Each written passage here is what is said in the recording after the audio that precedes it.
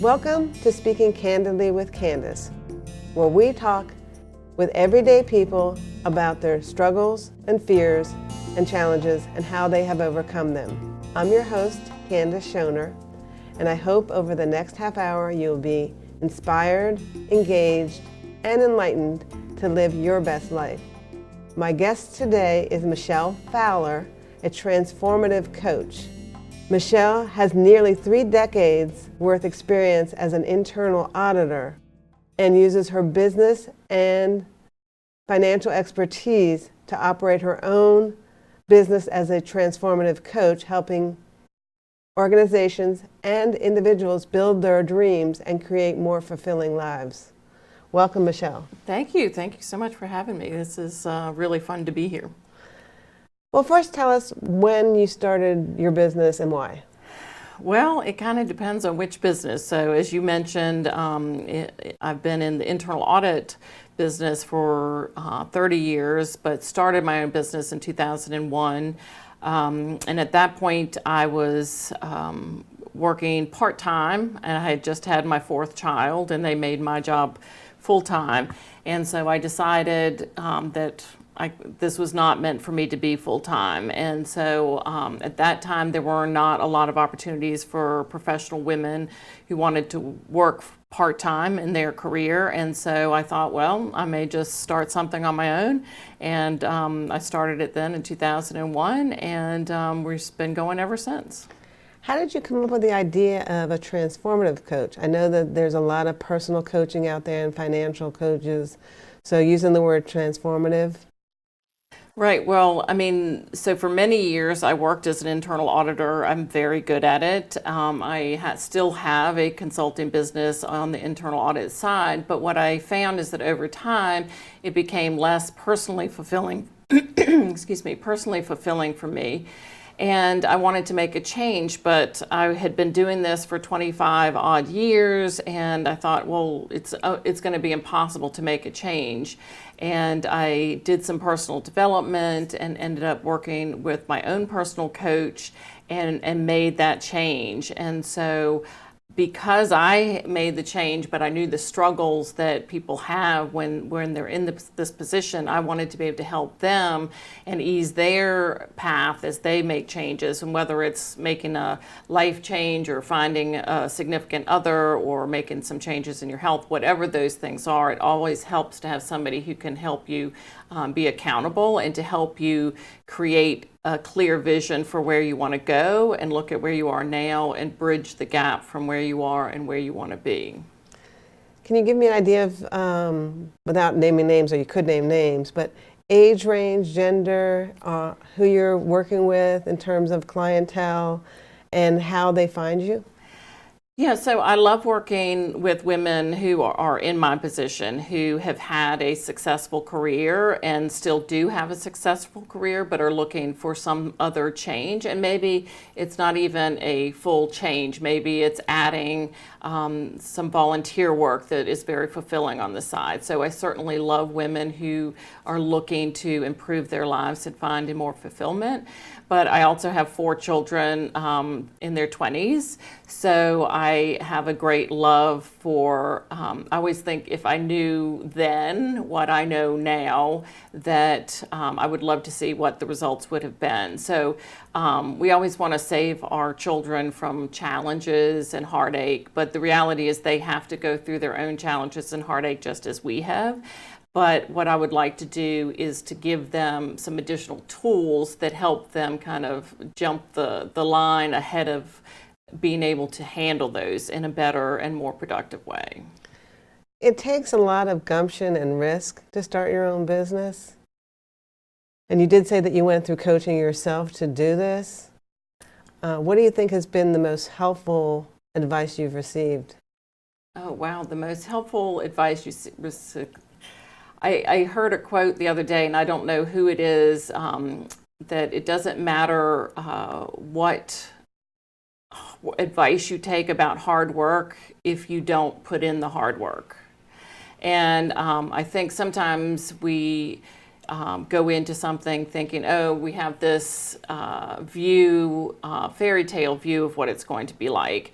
And there's many things about owning your own business that are amazing and wonderful. I think the quote is, entrepreneurs are the only people who will work 80 hours not to have to work 40.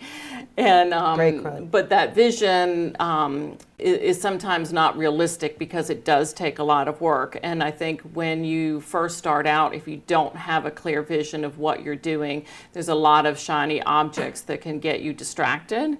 And so having a coach that will help you to stay on the straight and narrow, and sometimes your vision changes as you go along, and that's fine, but what you don't want to get distracted by are things that don't help you move forward towards that vision. And one of the reasons why I wanted to have you on this podcast is we're starting out a new year.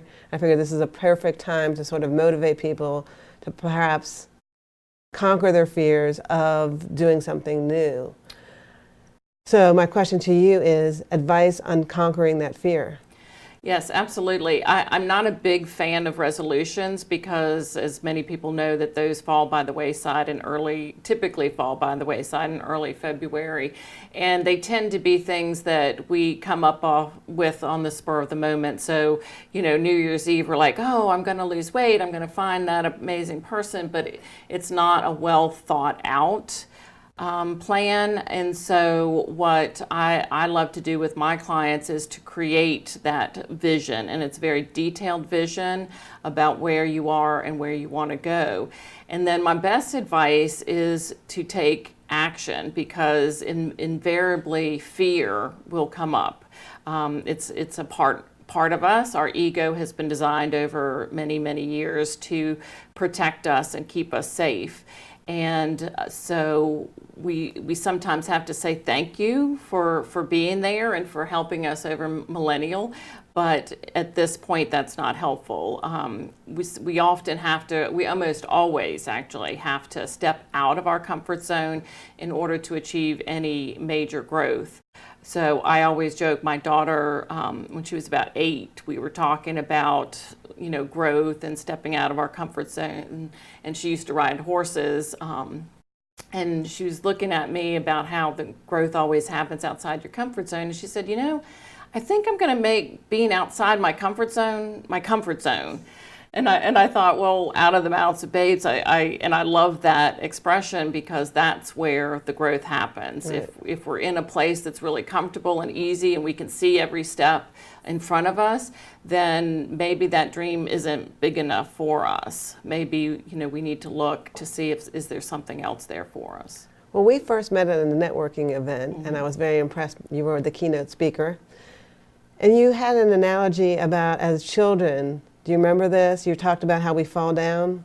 Oh, right, yeah. So we talk about failure, and that's the ego is trying to keep us safe and to stop us from failing. That's its job. But the reality is that we have all had failures in our lives. And I use the analogy about if you have a young child and they're trying to learn to walk and they fall down, we don't, after 10 times, we don't say, oh, well, that's it. I guess they're not going to be a walker. We encourage them to get up and try again and try again. And so failure is almost a prerequisite for, maximum growth, because without trying and failing and trying again, we don't achieve that growth. Makes perfectly good sense to me. Yes. One of the other things that we talked about, or I heard you mention, was a program, dream building program, and one of the success stories in there. Would you mind sharing that? Yeah, so I was fortunate. I've done a lot of self-development, as I mentioned, probably spent more money than my husband would like to admit to.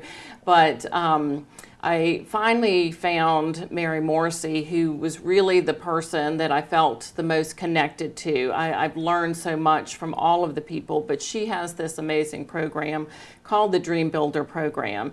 And that's the program that I went through that created major change in my life, and then encouraged me to go through a rigorous training program to become a coach myself. And Judy was one of these people who had been through this Dream Builder program and had 2 small children and was working a minimum wage job and had this and was in a apartment and had this vision for this home she wanted to create for her children. And she went through the Dream Builder program, and as she started to create this dream for her life, she was excited, but at the same time was really upset because she kept thinking, well, she had this dream for this home that where the kids would have their own bedrooms and there would be room for them to play. But she said, it's impossible. She said, I don't have the money, I don't have the income in order to afford something like that. But her coach continued to encourage her to step outside the disbelief and into belief and take the steps she could from where she was. And so one of those steps was that she would go out and look for this home. And so she did. And she found over time this amazing home that was basically the exact match for her dream. So that's really exciting, but then you get to this point and you're like, but she's like, I still don't have the money. So that's all well and great. I might have this home, but now what? And so her coach encouraged her again, if you didn't think this was impossible, what's another step you could take? And so she thought about it, and she said, well, I'm really handy around the house. And so she said, I suppose I could write a letter saying that I would do these 40 things at the house if the owner would pay for the materials in exchange for lowering my rent. And so she created this letter, and she was very detailed about what she could do and how it would improve the value of the house. And so weeks later, the landlord actually reached out to her and said, I don't know why I'm doing this, he said, but something in your letter touched me. And if you will create this plan and walk through it step by step, then I'll let you stay in the house for a year at the lower rent. And so, of course, she was amazed. But the story actually goes on even further. She used to just do some alterations, and because she had this new way of thinking, she thought, well, maybe I can create a business. So that's exactly what she did. She created this home-based business, taking in alterations and expanded it, and was able to quit her job, be at home and spend more time with her family. And actually within 3 years, she owned that home that she created fabulous. A vision for.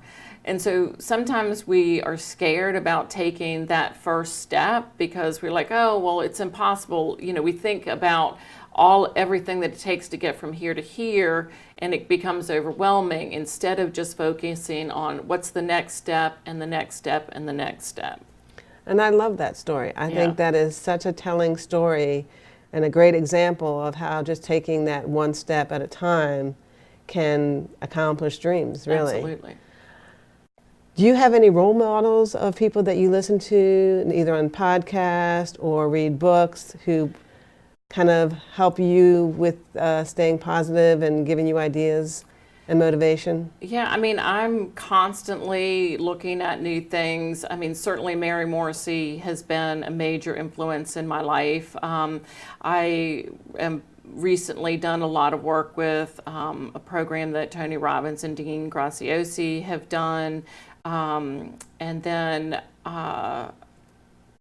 Eckhart Tolle. I like the way he thinks about the power of now, because I think sometimes we get too far ahead of ourselves, and instead of looking at what we can do now to move ourselves forward, we're worried about, well, I can't do the next step and the next step. Let's just stay where we are.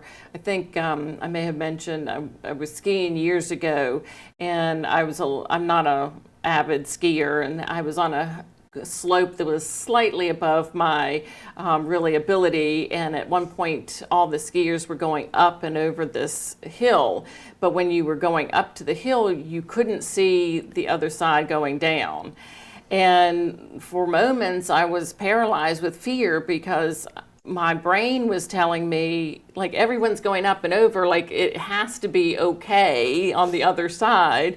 but I can't see it. I couldn't Right. see every step that was going to take me to where that was.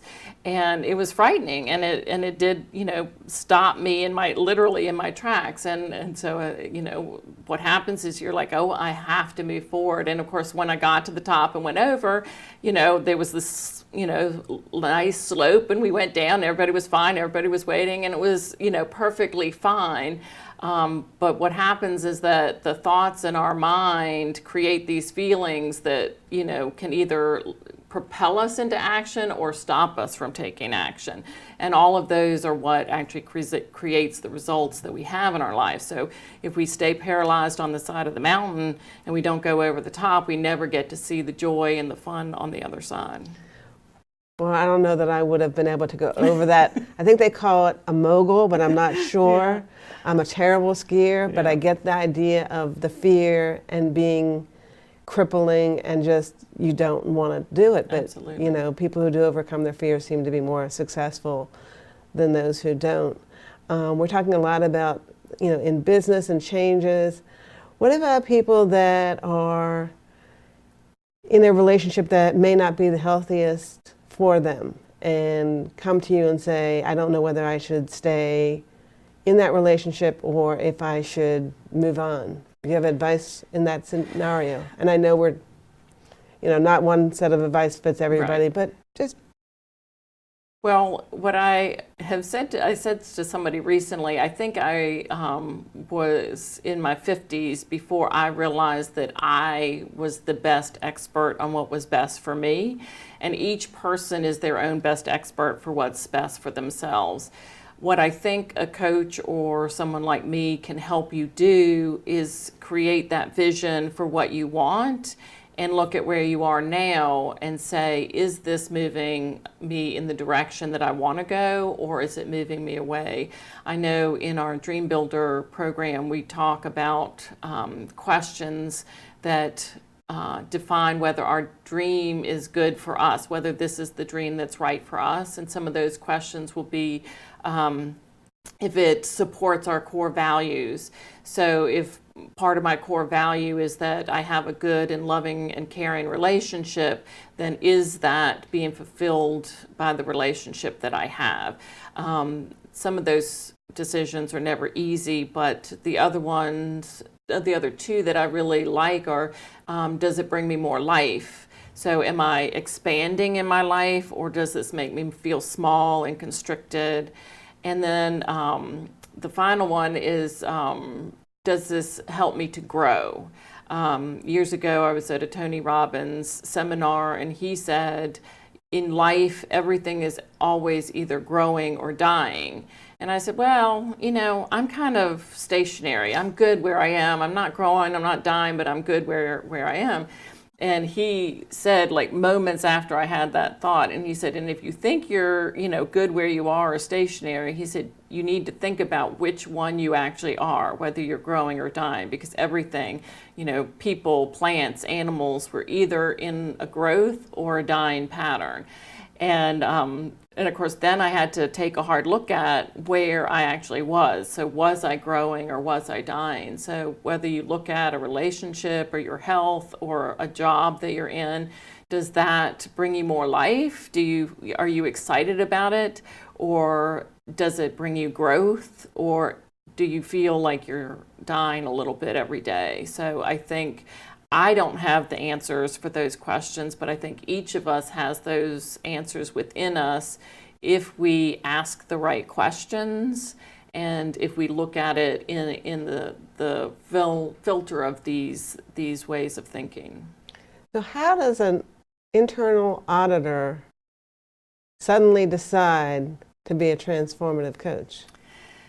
Well, it was interesting because I love auditing. I'm not, unfortunately, when you're an internal auditor, most people aren't particularly happy to see you when you show up, even though you do believe sometimes that you're there to help. But what I found is that over time, I was really good at my job, but it wasn't becoming as fulfilling as it had been in the past. And so when that happened, I wanted to have a real take a real clear look at what was going on with that. And so what I realized, one of the things that I really loved doing was helping to teach auditors. And so I started this Internal Audit Career Academy for teaching internal auditors. And when we first started out, I was teaching almost exclusively, tools and techniques and internal audit specific teachings. And then the more of this personal development work that I did, I started to sneak in a little of that in our training. So mindset and how we think about things and how we perceive our world, and having our auditors think of themselves as whole people, not just as internal auditors, but as people with families and health issues and relationships. And the more I snuck in some of that, the more people seemed to like it. I actually got a thank you note from one of our members saying how much she loved the balance. And I was like, I don't know if an internal auditor's gotten a thank you note for their training before, but so now we actually, on the Internal Audit Academy, we do 50-50. We do 50% of the tools and techniques, and then 50% of mindset. And the results that people have been really amazing, because what you start to do is you recognize opportunities and resources and people that you didn't see as resources before. One of the ladies that was in our class, when we were talking about, well, what's one step you can take? And she wanted to kind of, be more visible in her company. And she said, well, ironically, somebody had said that there was this, video, like this podcast type of thing internally to her company. And she said, they asked me about that months ago and I have never taken advantage of it. And so like that day she made an, call to them and set up to be on that. So we see things differently when we're looking at our lives in this whole viewpoint, and not just, we used to talk about life-work balance, right. And I just believe it's life balance, because everything is part of our life. It's kind of like we say, oh, well, it's business, it's not personal. In my mind, everything is personal. We can still make a business decision, and right. we can make the decision that's right for that business, but everything has a personal component to it. I want to kind of go further on that, because I do believe in work-life balance, or that's how I would have phrased it, I guess, because that's where I grew up on. Right. But as an internal auditor, I think of numbers and crunching in business and looking at the bottom line, or whatever, on a financial note. How does someone use that knowledge or become more open to the mindfulness, and how does it connect to a personal life? You know what I'm saying? I do know what you're saying. I think it's interesting that you asked that question, because I think years ago I would always have said, well, I'm not a creative person because I'm a very financial, number driven. That's my work, is being very specific. Here's the procedure, here's the numbers, this is how it happens. But what I realized is that it's not that I'm not that person, it's that I haven't opened myself up to that part of my life. As children, we are open to everything. If you ever watch a child walking through the woods or in the house playing, they are open to whatever it comes into their lives. So they're not saying, oh, I'm not creative. When they're drawing, when you see a 2-year-old with crayons, they're not worried about, are they inside the lines, and do the colors match, and should the face be purple or not. So I think it's not a matter of developing that, it's about reconnecting to that. So that in my mind. And then once you reconnect, then certainly you can do things that help to develop it. I mean, I do meditation, I practice mindfulness. I've been on a couple of silent meditation retreats, which I find are amazing. I used to have this quote in my house. It said something like, listen well, because the world is loud and God speaks to us in whispers.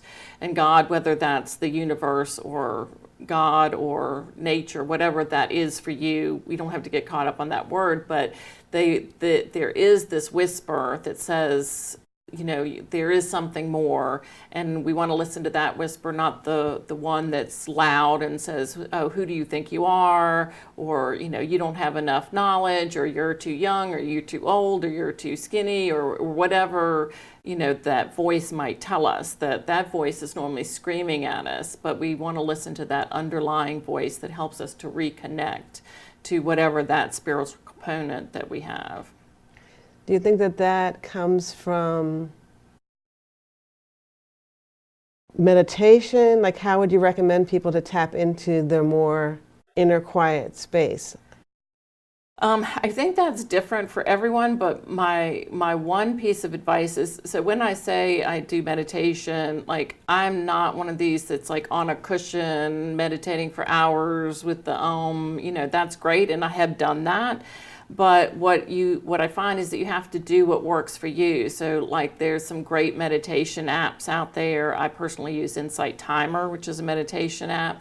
And so sometimes it's 5 minutes a day. So sometimes I'll just get up. Sometimes I'm in the shower and I'll put on the meditation app to just calm myself or learn how to breathe deeper.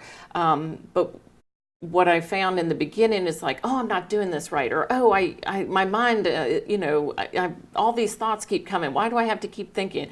And that's the opposite of the point. The point is that we are human beings, and we have thousands of thoughts that come into our minds, and we want to quiet that. But there's no wrong or right way to do it. It's just get started. Great advice. And I'm really so happy that you've been here on this podcast. I do want to ask you, for those who are listening and say, I got to hire her as my coach, or at least start a dialogue with you to find out more about transformative coaching. What is your website? Well, it's been a thrill to be here with you. My website is mfowlercoaching.com, and I do carve out time for strategy sessions. So if people want to set up a strategy session with me, there's a Calendly link that's on there that they can reach out to me, or by cell phone. So thank you. Excellent. Well, thank you again for your time and all of your wonderful advice and quotes. This is Speaking Candidly with Candace, and remember, every cloud has a silver lining.